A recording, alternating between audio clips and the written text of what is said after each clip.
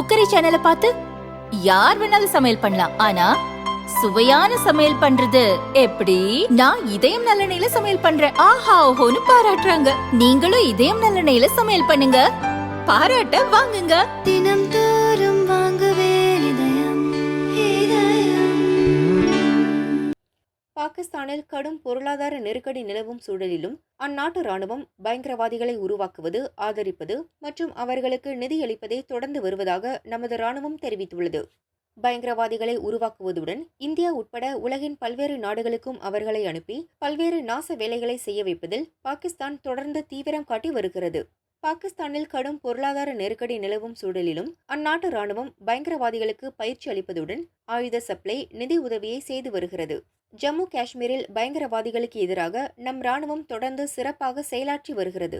காஷ்மீரில் 75% பயங்கரவாதிகளை ராணுவம் சுட்டு வீழ்த்தியுள்ளது. அதில் 60% பேர் பாகிஸ்தானை சேர்ந்தவர்கள். ஜம்மு காஷ்மீரில் பாகிஸ்தான் ஆதரவு பயங்கரவாத அமைப்புகளில் சேரும் இளைஞர்கள் எண்ணிக்கை வெகுவாக குறைந்துள்ளது.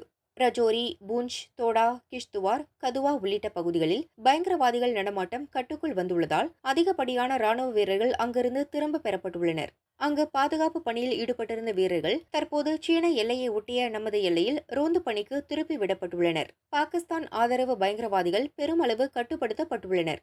பயங்கரவாதிகளை ஒடுக்குவதும் நாட்டின் பாதுகாப்பை உறுதி செய்வதிலும் தொடர்ந்து தீவிரமாக செயலாற்றி வருகிறோம் என நமது ராணுவம் தெரிவித்துள்ளது.